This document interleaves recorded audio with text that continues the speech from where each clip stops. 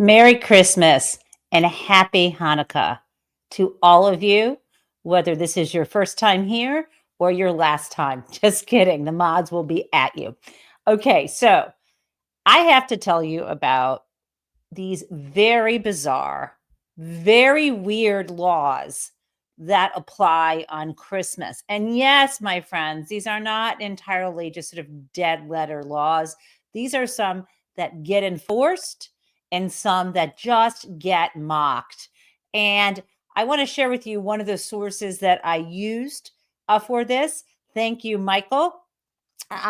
Here is it's from. I'm gonna pull this up for you, and this is where I got the idea, the reality that in certain places, namely New York City, for example, and other big cities, you can only have fake trees on display in public spaces. So that would be department stores, building lobbies, apartment lobbies, and so on.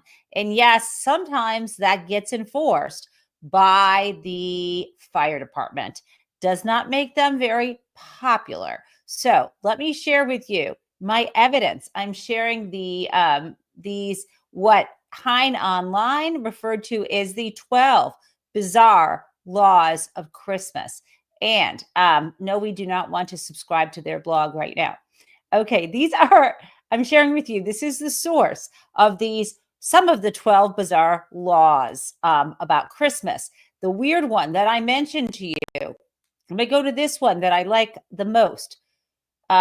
Fake trees only. Okay, fake trees only.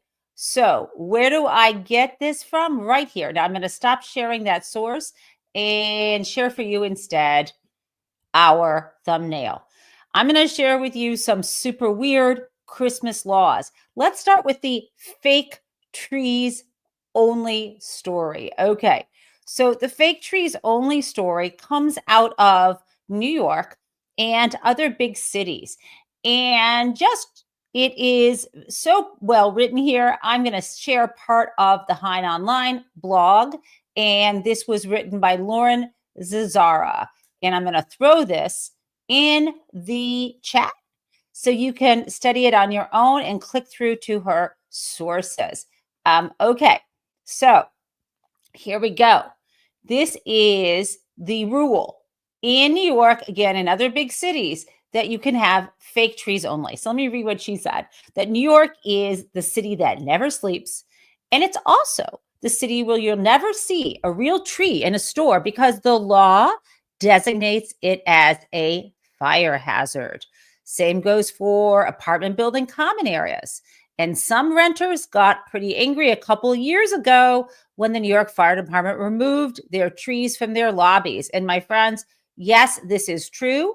And there was a story on CBS News, December of 2012, when the New York City Fire Department was going around removing illegal Christmas trees from the lobbies of New York City department buildings. So yes, in some places, only fake trees are allowed. And there's nothing, I don't have a live fir in my house. There was a time when I was in a relationship where we had a Christmas tree all the time.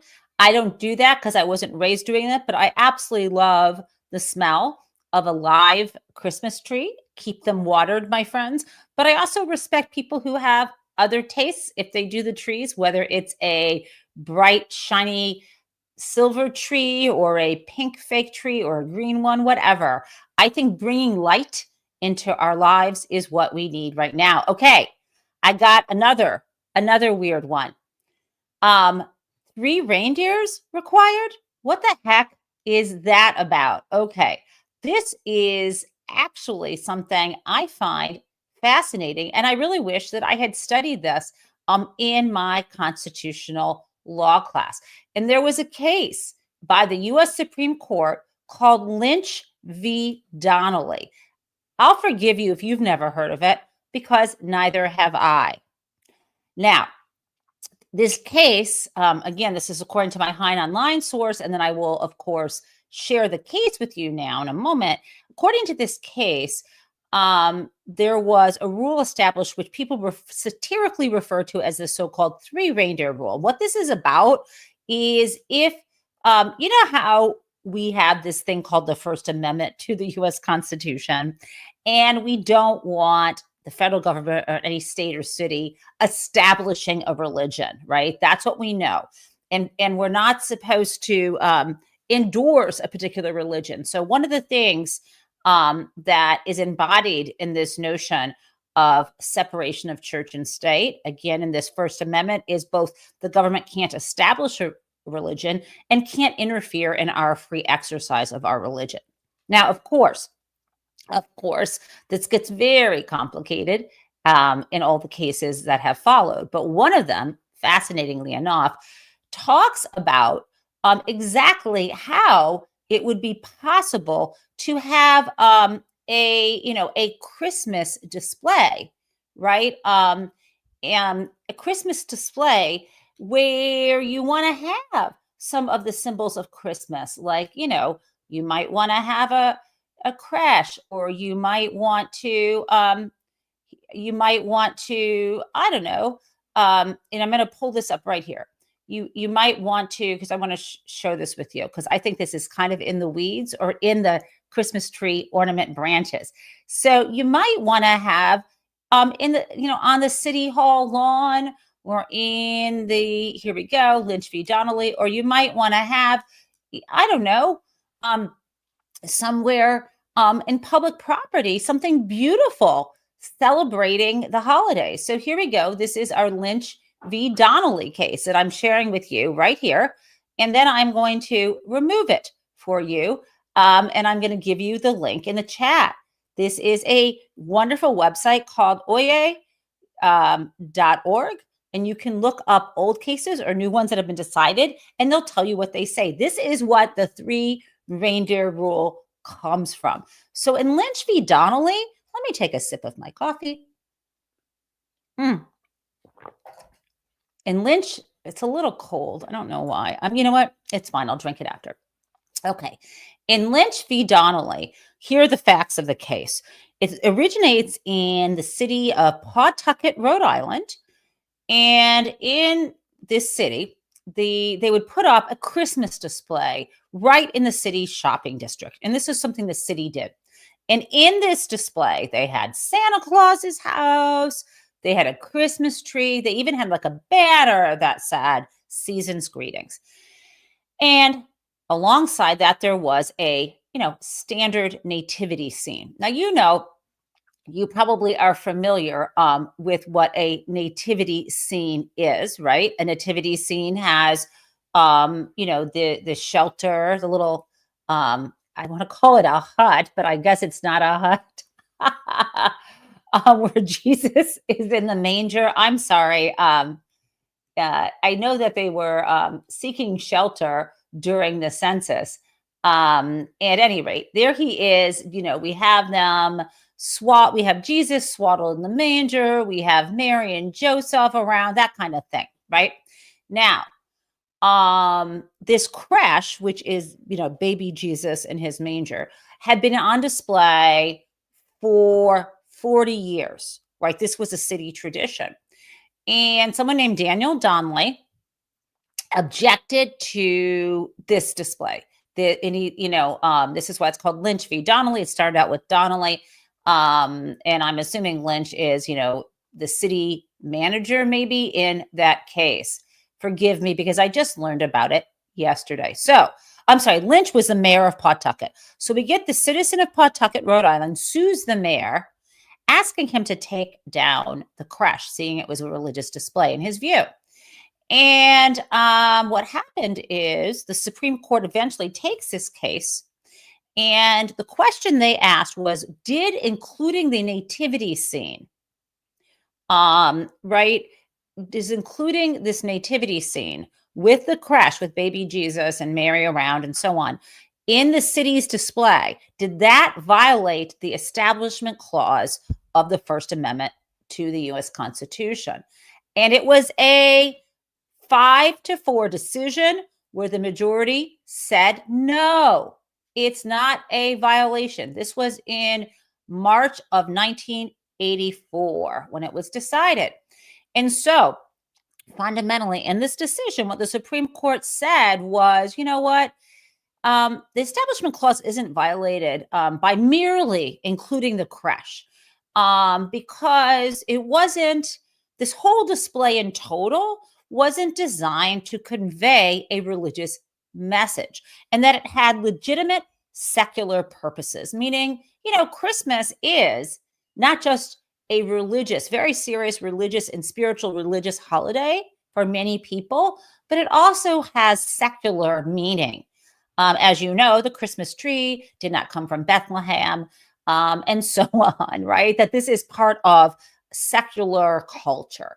And so the court said that having religious symbols inside of what's largely a secular display didn't pose a danger of establishing a state religion or Christianity as the state church. Okay, so that is basically what that case held. But what's really funny, though, is it's been referred to as the three reindeer rule because the notion here is that if you if you mix in with maybe a religious symbol on your Christmas display, some things that are fantastical. So, for example, some elves in this display, or maybe Santa nearby, and so on. And maybe even three reindeer, because if you do that, then, everyone knows reindeer aren't real. Reindeer were not in Bethlehem. Reindeer are not a religious symbol. So it's become known as the three reindeer rule. Now, I got one more for you. There's so many. There are things, the fact that Christmas was actually banned in the Massachusetts Bay Colony until, so I think it was it was banned, the colony here, right, in the United States, before it was the United States. Massachusetts banned Christmas in the 1650s because the Puritans thought it was very disorderly. Maybe it was the partying and public drinking, and they imposed a fine.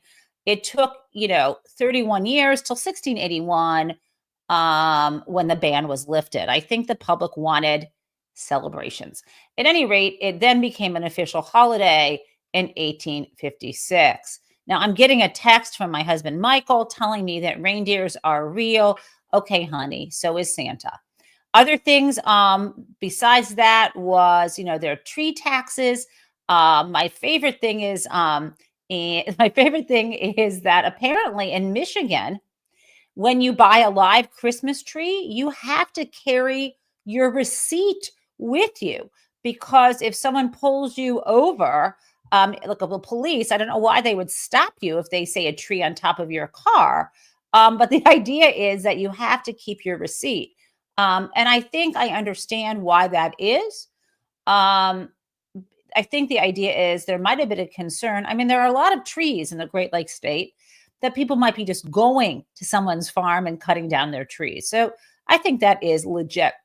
Now, the weirdest, though, I think the weirdest one of all is when, and I kid you not, the principal of a high school in Nebraska in 2018, my friends, banned candy canes because the J shape stands for Jesus. Now, you may say, no, it doesn't. And you would be right. You would be flipping right. It doesn't stand for Jesus. I think it was supposed to be like a shepherd's hook. And you don't really want to hear from me the etymology of the candy cane, which I did read up on last night instead of getting sleep. Instead, I think you would like for me to share with you the Snopes article saying, yes, I'm not making this up. So let me share with you from Snopes, because it also has a nice little graphic here that I think you can see. Did a principal ban candy canes because they are shaped like J's for Jesus? What was said is that, and J's for Jesus isn't the same thing as a group Jews for Jesus, I swear, the letter J. And by the way, I just want to point out, well, never mind.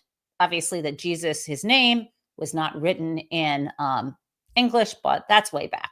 Okay, the principal of Manchester Elementary in Nebraska was put on leave because of this candy cane controversy. This is in 2018. The answer is true. True, true, true. As Snopes said, it wouldn't be a Christmas without stories about the war on Christmas, at least not for the making of viral news. And here's what happened. The Manchester Elementary School principal, Jennifer Sinclair, I hate when Jennifers do stupid things, but Jennifer Sinclair sent a memorandum to parents and students informing them that the candy canes were off limits because, quote, historically the shape of the candy cane is a J for Jesus, the red is the blood of Christ, and the white is a symbol of the resurrection. That would also include different colored candy canes. Anyway, and she also was banning any Christmas decor. So I will tell you, this is why Jennifer Sinclair should have boned up on the U.S. Constitution, because had she read Lynch v. Donnelly, she would have understood that if she just mixed the candy cane in with 3 reindeers, she would have been fine. Now, guys, I need to pivot for a moment to something really beautiful from the Biden White House. And I thought I had this. Oh yeah, here I have it. So just a little pivot. Since we're talking about the government having Christmas displays, this whole topic brought to mind the question of how does the White House decorate the gorgeous spaces, the dining rooms, the little sitting rooms, the corridors in the East and West Wing? How do they decorate for the holidays in order to avoid violating the Establishment Clause?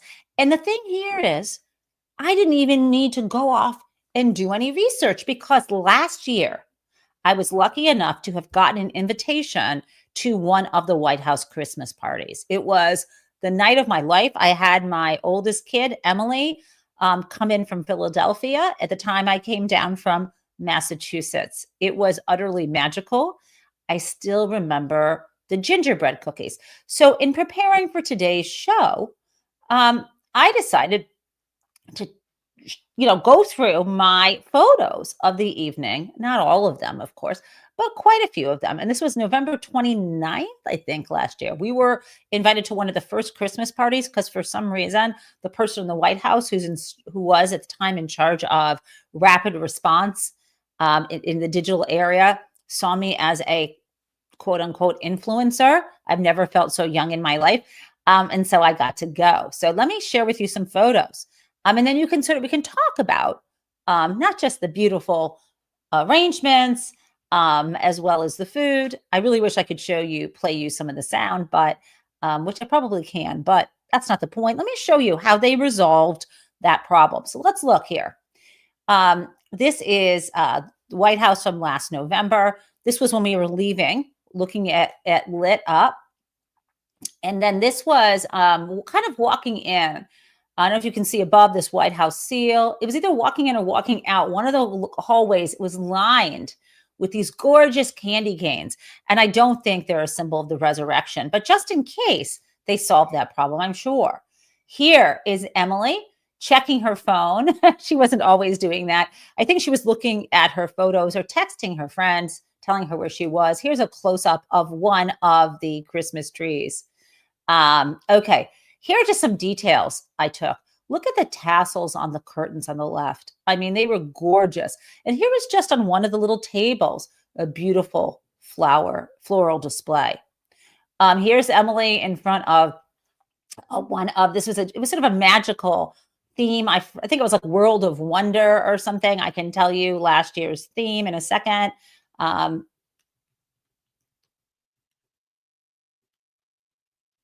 Okay, I'll tell you. The theme was magic, wonder, and joy. And it sure felt like that. So here was one Emily posed near one of the windows. You can see there was no snow really on the ground. This was me with some other, so-called influencers. I think you know Sarah Beth. She is a AP history teacher, and she is all over TikTok.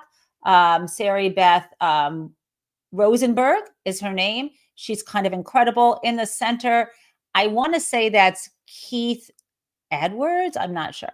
Okay. And then there's Cory Booker. Cory Booker, the senator from New Jersey, knows the assignment. We walked up to him and I started to just look at my phone. He took my phone out of his hand and he just lifted it up. You can see where we're all staring. The man knows how to do this and he's just a sweetheart. We had a nice conversation. Okay. And then this was one of my favorite photos. I believe this is in the East Wing photos. It's a photo, but it's a painting. This is a gorgeous painting of Michelle Obama, even more beautiful in person. And this is another little detail of one of the Biden dogs. I don't know which one this is, whether it's Commander or another dog, obviously in this scene, tearing up the Christmas decorations. And now we land. Friends, do you see what you're looking at here? I almost passed out. When I saw this photo today. Okay, so this is one of the exits. Actually, as you're coming into the White House and you're entering this big space to look at all the decorations. Look, my friends, what you see above. Those are 3 reindeer. Now, I got to tell you, there was more than 3. They ran across the ceiling like this. But I just thought they were charming and beautiful. And of course, this was joy, magic, and wonder. So there was no chance that this was going to be establishing Christianity as a religion. But when I saw this photo this morning of the 3 reindeer, I knew that Biden's lawyers were on it and they figured it out. Now, before we get to Crazy Town, I want to share with you, in all seriousness, a lovely message from Joe Biden from the White House this year. And no, somehow my invitation got lost in the email or the mail. I don't know. Didn't get one. Who knows? No problem. Okay, so here we go. Let's play this. And this is a message this year from the White House.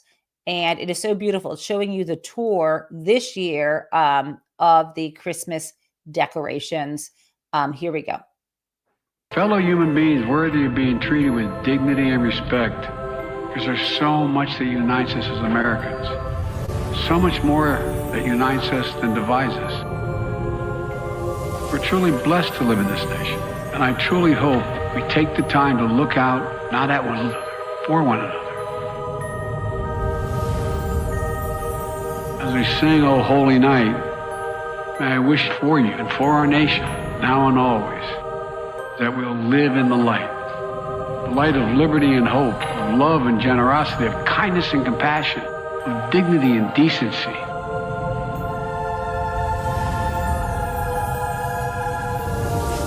So from the Biden family, we wish you and your family peace, joy, health, and happiness. Merry Christmas, happy holidays, and may God protect our troops.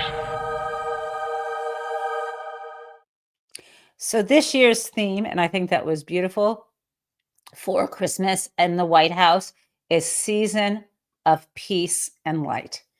And I think that we need that now more than ever. Now, today is also the first night of Hanukkah. And that gets us to, my friends, that gets us to Crazy Town. Here we go. Because this year, Crazy Town is in my head. Okay, here we go.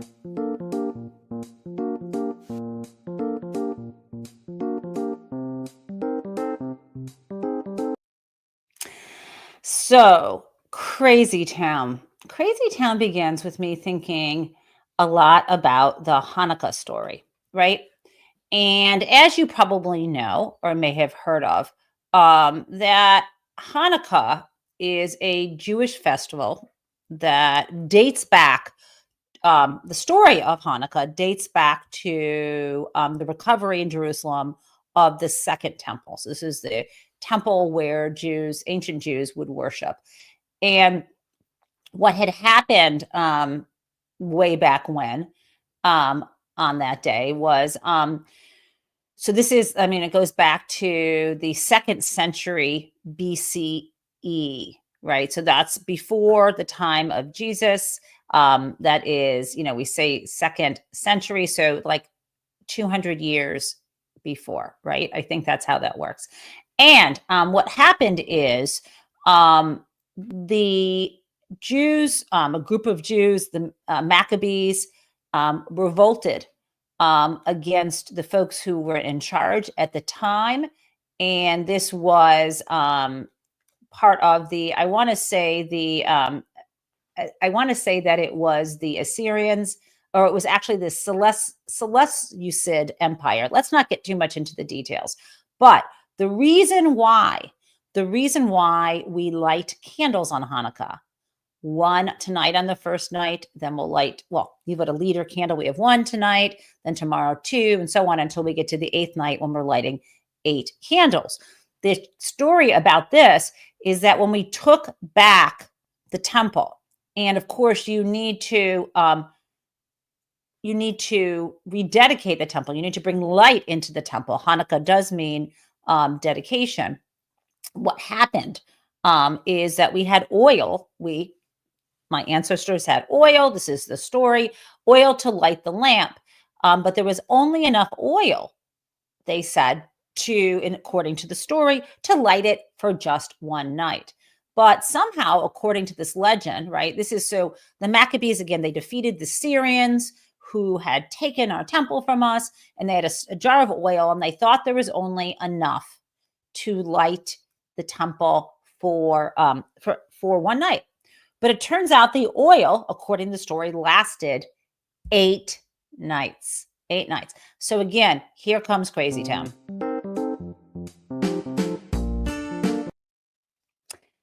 So I think of oil now. Let's go with me on this. Oil, greasy, unctuous. I thought, you're not going to like this. It's a little dark. It's a little dark Santa, a little dark Hanukkah.